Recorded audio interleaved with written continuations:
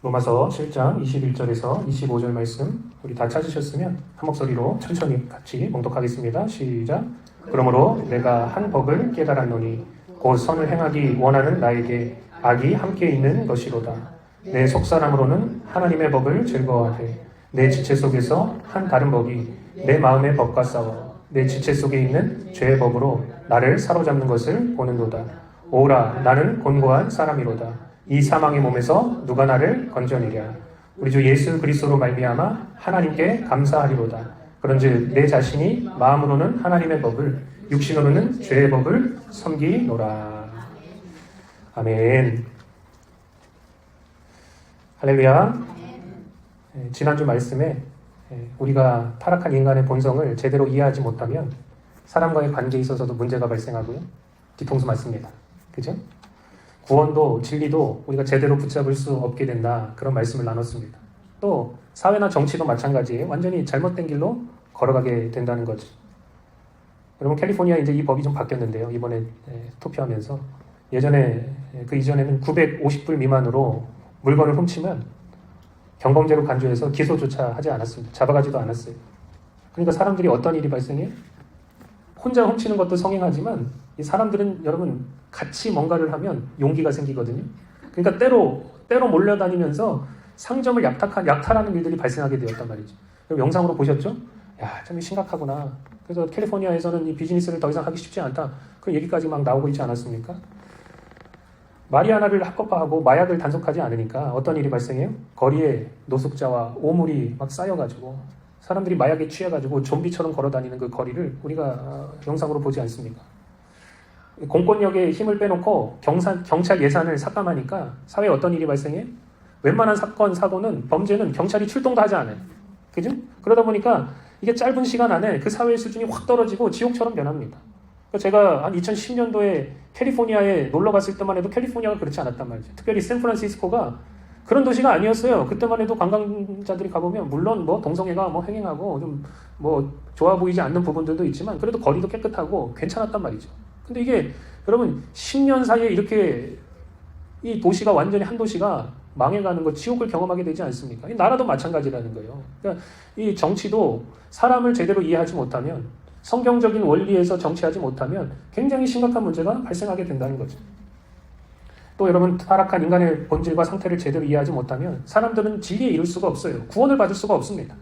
아무리 모든 사람 다 죄인이야. 구원이 필요해. 너에게 구원자가 필요해. 말해도 아무리 하나님과 그 하나님의 말씀이 진리라고 전파해도요. 난 그런 거 필요 없어. 난 구원 필요 없어. 난 안 믿을 거야. 하면 이게 말하면 이게 끝이라는 거죠. 그런데 여러분 성경이 진리고 예수님이 우리 진짜 구원자가 되신다면 믿지 않는 사람들은 어떻게 되는 것입니까? 이게 심각한 문제 아니에요? 먼저는 사람들이 하나님을 거짓말쟁이로 만드는 거예요. 하나님이 그 아들을 이 땅에 보내셔서 우리를 구원하시고자 하셨던 그 마음을 또 그 말씀의 진리를 우리가 거부함으로 하나님 지금 거짓말하고 계시네 라고 만드는 것이죠. 그리고 예수님의 그 십자가를 무시하고 우리가 부인하게 되면 나를 대신해서 죽으신 그 속죄의 은총이 나에게 전혀 역사하지 못하는 거예요. 믿어야 역사하는 것이죠. 내가 믿고 따라야 그 속죄의 은총이 나에게 역사해서 구원을 일으키죠. 그러니까 여러분 믿느냐 믿지 않느냐 이 믿음이라는 것이 너무나도 중요하다는 거예요. 너희가 믿으면 구원을 받으리라. 그러나 믿지 않으면 너희는 정죄를 받을 수밖에 없다. 주님 말씀하셨다는 거죠. 그러므로 여러분 우리는 진지하게 이 말씀들을 생각하고 내 자신과 사람들의 그 영적인 상태를 탐구하고 성경이 무엇이라고 우리에게 가르쳐주고 있는지에 대해서 잘 깨닫고 우리 스스로 결론을 맺어야 된다는 거죠. 아, 인간은 이렇구나. 하나님 앞에서 인간은 이러한 존재구나. 이렇게 여러분 우리가 깨닫고 결론을 맺어야 돼요. 우리가 지난주에 사람이 타락한 후에 나타난 세 가지 특징을 같이 나눴습니다. 첫 번째, 사람들의 눈이 밝아졌다고 했어요. 이것은 시력이 없다가 생긴 게 아니라 그랬죠. 그죠? 두 번째는 하나님을 피해서 숨으려는 속성을 갖게 됩니다. 세 번째는 남 탓을 하고 핑계를 대기 시작했다 그랬습니다. 이게 사람이 타락하면 나타난 세 가지 특징이에요. 그러니까 눈이 밝아져서 못 보던 것을, 보지 못했던 것을 보게 되고 하나님처럼 사람이 선한 것이 무엇인지 악한 것이 무엇인지를 깨닫게 됐다는 거예요. 알게 됐다는 거예요. 여러분 사람이요 뭔가를 알게 됐다는 것은 교만할 가능성이 높습니다. 지식이 많으면요 사람은 교만하게 되어 있어요. 선과 악을 알아요. 하나님처럼 되었어요. 그러니까 뭐 사람이 교만해지는 거예요. 근데 문제는 뭐냐? 사람이 잘하다가도 사람이 뭐 늘 못하는 게 아닙니다. 사람이 잘할 때가 더 많아요. 사람이 잘하다가도 잘 나가다가도 헷가닥 해가지고 선과 악 가운데 자꾸 악을 선택하는 게 문제라는 거죠. 사람이 아담처럼 하와처럼 죄의 유혹에, 이 어둠의 유혹에 잘 넘어간다는 것이 문제입니다. 목사님, 저는 아닌데요. 저는 아무런 유혹이 와도 저는 절대로 그 유혹에 넘어가지 않는데요. 여러분, 정말 그렇습니까? 사람은 다 각자가 가진 약점이 있다는 거예요. 그 약점, 그 유혹에 사람이 자꾸 넘어가게 돼 있단 말이죠. 또 사람을 잘 살펴보면 자신을 향한 잣대와 타인을 향한 잣대가 다릅니다. 나에게 되는 잣대는 널널해요. 그런데 뭐예요? 다른 사람에게 되는 잣대는 타이트합니다. 그래서 이걸 요즘 유행하는, 가장 유행하는 사자성어로 뭐라 그래요? 네? 뭐라 그래요, 요즘에? 아전인수. 내로남불이 아니고. 내로남불은 사자성어가 아니죠. 이거 맞는 거죠. 네? 아전인수. 내 논에다가 물을 댄다 아닙니까? 다른 사람 논에 대기 전에. 내 논에 물을 끌어오는 게 그게 인간이라는 거예요. 목사님, 저는 굉장히 객관적인 사람입니다. 이렇게 말하는 사람을 여러분 조심해야 돼요. 그런 사람들 많아. 나는 객관적인 사람이야. 나는 다른 사람처럼 주관적으로 생각하지 않고 굉장히 객관적이야. 올바르게 판단해. 이런 사람들을 조심해야 된단 말이죠. 그럼 그리고 잘 보세요. 사람이 하나님의 자리를 차지하고 자꾸 다른 사람을 판단하고 정죄하려고 해요. 여러분, 판단하고 정죄하는 것은 누구만 하시느냐? 하나님만 하시는 거예요. 그런데 사람이 하나님의 자리를 차지하면 여러분, 이거야말로 반역입니다. 그러니까 사실 이게 죄 중에서 가장 심각한 죄예요. 하나님 하실 일을 내가 하려고 하니까. 근데 우리가 이것을 깨닫지 못하죠. 또 사람이 정말 잘하는 게 뭐예요? 아담이 하나님 앞에서 핑계대고 남탓했듯이 우리 자꾸 남탓하고 핑계를 댑니다. 희생양을 찾아서 내가 아니라 다른 사람을 희생시킨다는 거예요. 다른 사람을 손가락질하고 깎아내릴 때가 너무나도 많다는 거죠. 그런데 여러분, 제가 지금 말했던 이러한 것들에 안 걸려 넘어질 사람이 누가 있습니까? 나는 이런 것에 자유합니다. 안 걸려 넘어집니다. 할 수 있는 사람들이 있으면 한번 손 들어보세요. 아무도 없다는 게 문제입니다. 아무도 없다는 게. 또 여러분, 사람이 죄를 지으면 지을수록 어떤 일이 발생하냐? 더욱 하나님과 담을 쌓고 산다는 거예요. 하나님을 두려워하고 무시하고 멀리하고 심지어 사람들이 대적하기까지 한다는 거죠. 이사야 59장 2절에 보면 왜 하나님과 우리 사이가 갈라졌는지를 너무나도 분명하게 얘기하고 있어요. 뭐가요? 너희의 죄악이 너희와 너희 하나님 사이를 갈라놓았고, 이렇게 이야기하고 있습니다. 타락의 본질은 다른 어떤 것이 아니고 하나님과의 관계가 끊어져 버린 거예요. 이 안에 있는 하나님의 형상이 일그러지고 부패한 것입니다. 왜요? 하나님과의 관계가 끊어져 버렸으니까. 이로 인해서 사람들이 본질적으로 죄를 짓고 죄의 노예가 자꾸 되는 것이죠. 여러분, 물론 사람이 태어나자마자 악인이 되고 거짓말장이가 되고 살인자가 되는 게 아닙니다. 처음부터 태어났는데 거짓말하는 애 보셨어요? 처음부터 태어났는데 악한 애 보셨어요? 처음부터 태어났는데 사람 죽이려고 하는 아가 보셨어요? 그렇지 않아요. 앞에 선이 있고 악이 있다면 선을 선택해야 됨에도 불구하고 정욕에 이끌려서 자꾸 악을 선택하게 되는 게 인간이에요. 이로 인해서 시간이 지나면서 점점 죄의 노예가 되고 죄짐이 더욱 우리 가운데 무거워지게 되는 거죠. 여러분, 사람들은 자꾸 뭘 따지느냐? 죄를 많이 지었냐? 적게 지었냐? 아니면 이게 중한죄냐? 아니면 경한죄냐? 이 죄의 경중을 따지고 죄의 양을 따져요. 물론 여러분, 이왕이면 죄를 적게 짓는 게 좋겠죠. 이왕이면 죄를 지으려면 경한죄를 짓는 게 낫긴 하겠죠. 그런데 여러분, 성경은 단순히 죄의 양이나 죄의 경중을 따지는 게 아니고, 죄라는 것은 하나만 지어도 그게 치명적인 영적인 독이기 때문에 하나님과 우리와의 관계를 파괴시켜버리고 사람을 영적으로 죽여버리고 사람을 사망과 지옥으로 이끈다는 거죠. 이게 죄라는 거예요. 치명적인 독이 있어요. 그 죄를 지으면 우리가 하나님 앞에 설 수 없는 거예요. 숨는 거예요. 도망가는 거예요. 하나님을 대적하는 거예요. 그래서 야고보서 2장 10절은 우리가 이렇게 얘기합니다. 이게 너무나 죄에 대한 놀라운 정의라는 거예요. 사람들이 이렇게 생각하지 않는데 성경은 이렇게 얘기해요. 누구든지 온 율법을 지키다가 그 하나만 범해도 어떻게 된다는 거예요? 모두 범한 자가 된다. 율법을 범한 자가 된다는 거예요. 죄인이 된다는 거예요. 그 죄의 삭은 사망이 된다는 거예요. 우리는 자꾸 죄의 경중을 따지고 양을 따지는데 그게 아니라는 거예요. 단 하나만 지어도 죽는다는 거예요. 요한복음 8장 34절은 뭐라고 얘기하냐? 예수께서 대답하시되 진실로 진실로 너희에게 이르노니 죄를 범하는 자마다 뭐예요? 죄의 종이라. 벌써 죄에 얽매였다는 거죠. 사람이 죄를 짓게 되면 여러분, 거미줄에 곤충이 딱 붙잡힐 때 있잖아요. 딱 붙어요. 그럼 어떻게 돼요? 벗어나려고 버둥대잖아요. 그런데 벗어나려고 버둥대면 버둥댈수록 뭐예요? 더 올밤해지는 거예요. 죽는지 알매도 불구하고 죄인지 알매도 불구하고 자꾸 불에 뛰어드는 불나방처럼 그렇게 거기에 이끌려가는 것이 인간이라는 거예요. 죄에 얽매이게 되고 악에 익숙해지고 금세 죄의 종이 되어버린다는 거죠. 그러므로 여러분, 죄의 문제에서 자유한 사람이 없고 타락한 본성은 모든 사람을 다 지옥으로 이끌고 가려고 한다는 거예요. 한 사람도 예외가 없습니다. 누가 건져주지 않으면 우리가 살 수 없는 존재들이란 말이죠. 그래서 여러분 우리에게는 절대적으로 구원자가 필요하다는 거예요. 사람이 죄에 얽매이게 된 근본적인 이유가 무엇일까요? 왜 사람이 죄에 얽매이게 되고 왜 사람들이 이렇게 이 모양 이 꼴로 이렇게 살아가게 됐을까요? 그것은 다른 어떤 것 때문이 아니고 성경은 뭐라고 얘기하냐? 그 안에 있는 그 영이 하나님의 형상이 하나님의 생기가 죽었기 때문이다. 이렇게 이야기하고 있어요. 여러분 사람은 원래 살아있는 영적인 존재였습니다. 그런데 타락 후에 뭐가 됐냐? 육적인 존재로 전락하게 돼요. 창세기 6장 3절에 보면 뭐라 그러냐? 하나님께서 이제 내 영이 영원히 사람과 함께 있지 아니하리니 그들이 육신이 되었다. 이렇게 선언하십니다. 그렇다고 여러분 영이 죽었다는 말은 영이 없어졌다, 사라졌다는 말이 아닙니다. 마치 여러분 집에 아무리 좋은 냉장고가 있어도 그 전기 콘센트가 전기 플러그에 껴지지 않으면 그 냉장고가 아무런 역할을 하지 못하고 그 안에 아무리 음식을 갖다 넣어놔도 어떻게 된다는 거예요? 금세 상하고 부패한다는 거예요. 마찬가지로 하나님과의 관계가 끊어졌어요. 우리가 하나님께 꽂혀 있어야 되는데 하나님과 함께 있어야 되는데 어떻게 됐다는 거예요? 하나님으로부터 분리돼 버렸죠. 하나님과의 그 관계가 파괴된 그 인간은 영적으로 죽게 되어 있단 말이죠. 그러니까 그 심령, 그 마음이 시간이 지나면 지날수록 점점 부패해 갈 수밖에 없습니다. 그래서 지난 주일에 이 성경 구절을 우리가 함께 봤죠. 예레미야 17장 9절. 만물보다 거짓되고 신이 부패한 게 뭐라고요? 사람의 마음이다. 저 사람의 마음이 아니고 내 마음이라는 거예요.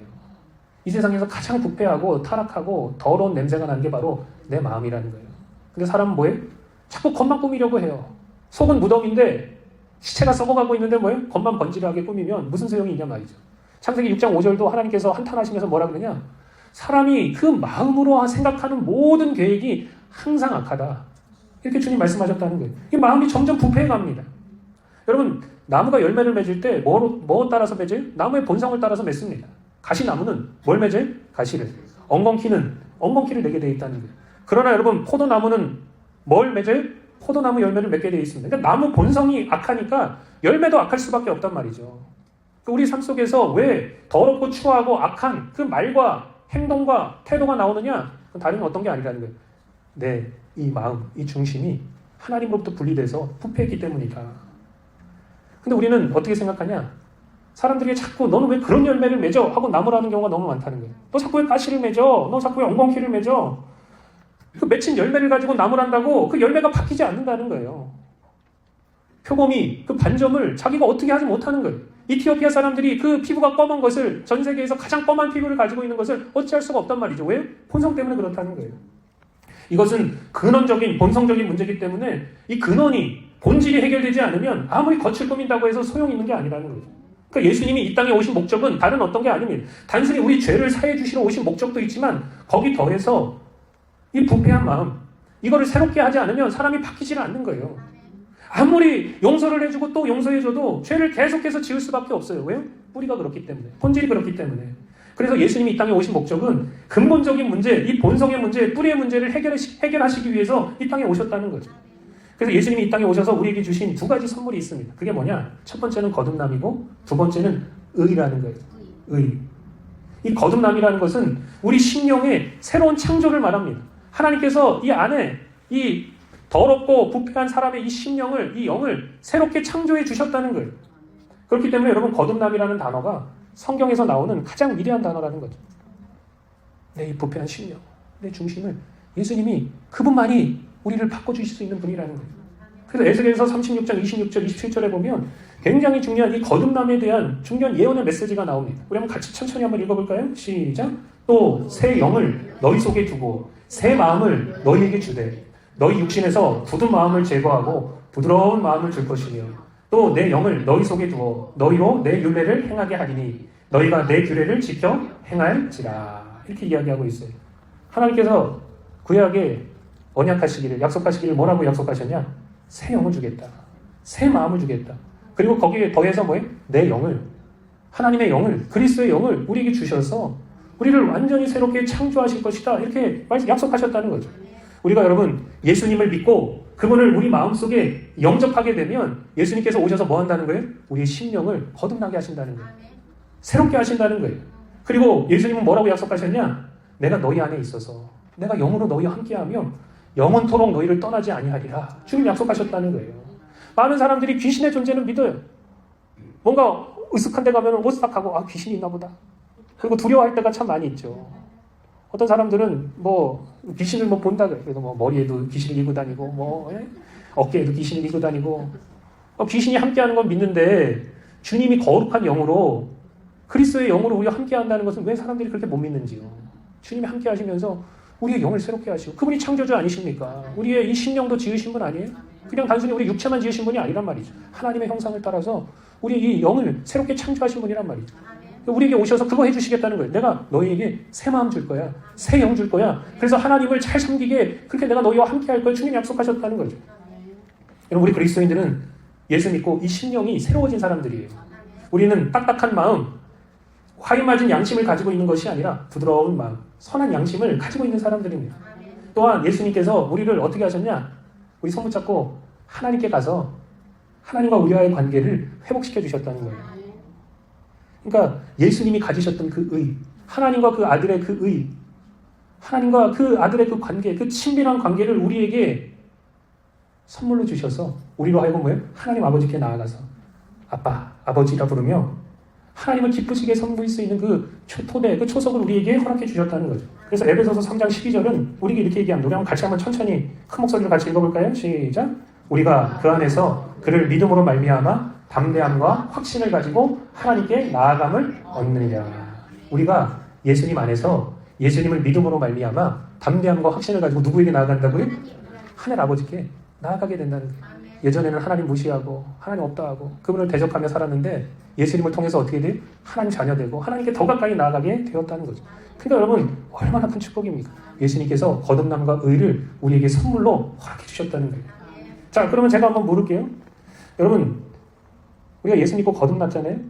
그러면 거듭난 그리스도인들은 완전한 사람들입니까? 한번 생각해 보세요. 거듭났는데 우리는 완전한 사람들인가? 거듭남으로 우리에게 주신 그 모든 구원이 완성된 것인가? 한번 생각해 보세요. 여러분 어떻게 생각하십니까? 사도 바울이 오늘 본문 말씀에서 아주 처절한 그런 고백을 하고 있습니다. 그는 다윗의 도상에 가다가 부활하신 주님을 만났어요. 예수를 믿게 됐어요. 그의 삶이 변화됐습니다. 거듭났단 말이죠. 그죠? 사도 바울이 예수 믿고 거듭나게 되었어요. 그런데 사도 바울이 신앙생활을 하다 보니까 어떤 문제가 발생하냐? 자기가 생각한 것만큼 자기의 의지대로 그렇게 신앙생활이 잘 되지 않는 그런 모습들을 발견하게 되어 있다는 거예요. 생각대로 안 되는 거예요. 의지대로 안 되는 거예요. 거듭났기에 그가 새로운 심령을 가지고 있습니다. 이 거듭난 속사람은 믿음으로 걸어가려고 하고 하나님의 뜻을 행하려는 의지와 열망을 가지고 있어요. 그런데 어떤 일이 발생해요? 오늘 본문 말씀 22절, 23절을 보세요. 여기 보면 밑에 나와 있습니다. 내 속사람으로는 하나님의 법을 즐거워하되 23절 내 지체 속에서 한 다른 법이 내 마음의 법과 싸워 내 지체 속에 있는 죄의 법으로 나를 사로잡는 것을 보는도다. 이렇게 이야기하고 있어요. 여기 보니까 뭐라 그랬냐? 속사람은 하나님의 법을 즐거워하는 거예요. 그 예수 믿는 그리스도인이라는 거죠. 그죠? 거듭난 사람이에요. 그렇지 않으면 하나님의 법을 즐거워할 수가 없어요. 사람은 늘 뭐예요? 하나님을 즐거워하지 않고 그분을 대적하려고 해요. 그분을 멀리 떠나려고 해요. 근데 거듭났기 때문에 하나님을 즐거워하고 하나님의 법을 즐거워하려고 하는 그 마음이 있어요. 그런데 뭐예요? 내 안에 다른 지체가 있는데 그 지체는 다른 법, 죄의 법을 즐거워한다는 거예요. 그래서 하나님의 법과 그것이 반대되는 법이 내 안에서 싸우고 있는데 거듭난 속사람, 성령의 법이 이기면 좋겠지만 뭐예요? 자꾸 죄의 법이 이겨서 거듭난 자가 여전히 죄를 짓도록 만드는 그 일이 사도 바울의 삶에 발생하게 되었다는 것입니다. 아니 목사님 거듭났는데 새 영, 새 마음을 받았는데 왜 이런 일이 발생합니까? 목사님 그리스도인들이 하나님 자녀라고 하는데 왜 저딴 식으로 살아갑니까? 이유는 너무나도 간단하다는 거예요. 성경은 이것에 대해서도 너무 명확하게 우리에게 알려주고 있어요. 그 이유가 뭐냐? 우리가 아직 육체 가운데 살고 있기 때문에 그렇다는 거죠. 거듭난 속사람은 선을 행하기 원하지만 우리 육체는 그렇지 않다는 거예요. 영적인 길을 걷도록 순수하게 도와주지 않고 오히려 뭐예요? 반대되는 그 정력적인 것, 세상적인 것들을 추구하길 원하는 것이 바로 우리의 육체라는 거죠. 그래서 여러분 21절을 보세요. 여기 보니까 사도 바울이 깨달은 게 있어요. 그러므로 내가 한 법을 깨달았노니 곧 선을 행하기를 원하는 나에게 뭐가 함께 있다고요? 악이 함께 있노라. 악이 함께 있는 것이라. 그러니까 거듭난 그리스도인들 안에 선과 악이 공존하고 있다는 거예요. 아니 어떻게 거듭난 하나님의 자녀가 저딴 식으로 행합니까? 아 예수 믿는 사람이 왜 저딴 식으로 행해요? 거기에는 이유가 있다는 거예요. 거듭났지만 내 속사람은 거듭났지만 내 육체는 뭐예요? 여전히 악한 것, 더러운 것, 추한 것, 세상적인 것, 정욕적인 것들을 추구하려고 하는 것이 문제라는 거죠. 여러분, 이런 상태가 언제까지 역사한다는 거예요? 우리가 육체를 가지고 이 땅에 살아가고 있는 한 계속해서 끝까지 역사한다는 거예요. 우리가 이것을 잘 깨달아 알지 못하면 너무나도 속기 쉽다는 거죠. 그래서 여러분, 저는 너무나도 거룩한 척, 영적인 척 하는 사람들을 잘 믿지 않습니다. 어떤 사람들은 보면 뭐 자기가 뭐 대단한 것처럼, 영적으로 뭐 다른 사람은 비교할 수 없는 것처럼, 물론 여러분 사람마다 조금 수준의 차이가 있겠죠. 그렇죠? 그러나 사람은 다 똑같다는 거예요. 하나님 보셨을 때 거기서 거기라는 거죠. 이 육체를 가지고 있는 한. 여러분, 지금 영적으로 역사상 가장 뛰어났던 사도 바울의 절규를 보세요. 사도 바울이 지금 이렇게 절규하고 있다는 거예요. 지금 성경에서 가장 역작 중에 하나인 로마서를 쓰고 있는 사도 바울이 지금 이렇게 고백하고 있다는 거예요. 24절 보세요. 오라, 나는 공고한 사람이로다. 이 사망의 몸에서 누가 나를 건져내랴. 뭐가 문제라는 거예요? 이 사망의 몸이 문제라는 거예요. 나를 사망으로 이끌고 가는 이 몸, 흙으로 돌아가려고 하는, 더러운 것, 추한 것, 악한 것들을 추구하려고 하는 이 육신이 모든 사람의 문제라는 거죠. 앞에 서 있는 목사뿐만 아니고 지금 여기 앉아있는 신앙생활을 오래 하신 분들뿐만 아니고 처음 시작하신 분들도 이 육체가 문제라는 거예요.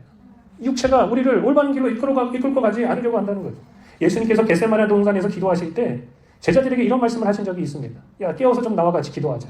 제자들이 너무나도 피곤한 거예요. 주님이 3번을 왔다 갔다 하시는데 뭐예요? 계속해서 자고 있는 것입니다. 주님 뭐라고 말씀하세요? 마음은 원이로되 육신이 약하구나. 육신이 문제라는 거예요. 어느 누구도 예외 없습니다.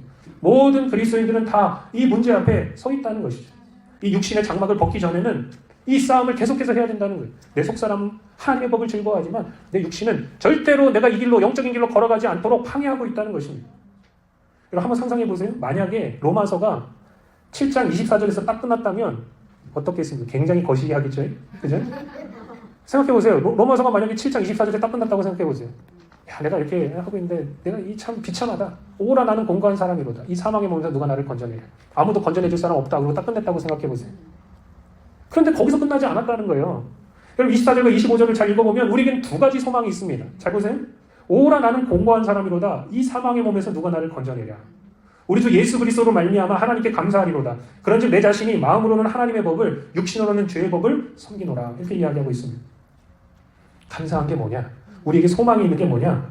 그럼에도 불구하고 우리가 거듭나서 마음으로는 하나님의 법을 섬기려고 한다는 것이 너무나도 놀라운 축복이라는 거예요.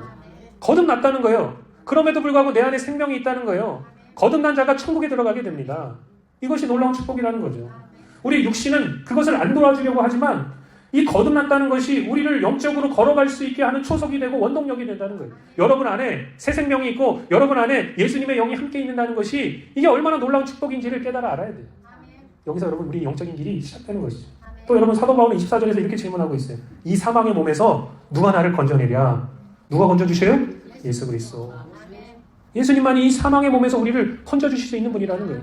나 스스로 할 수 있는 게 아닙니다. 내가 잘난 거, 내가 최선을 다해서 내가 열심으로 뭐가 노력을 해서 되는 게 아니라는 거예요. 누가 건져주신다는 거예요? 예수님이 건져주신다는 거예요.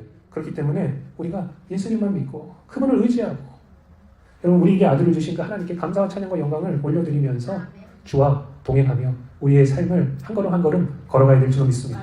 그런 은혜가 저와 여러분들에게 있기를 예수님의 이름으로 축복합니다.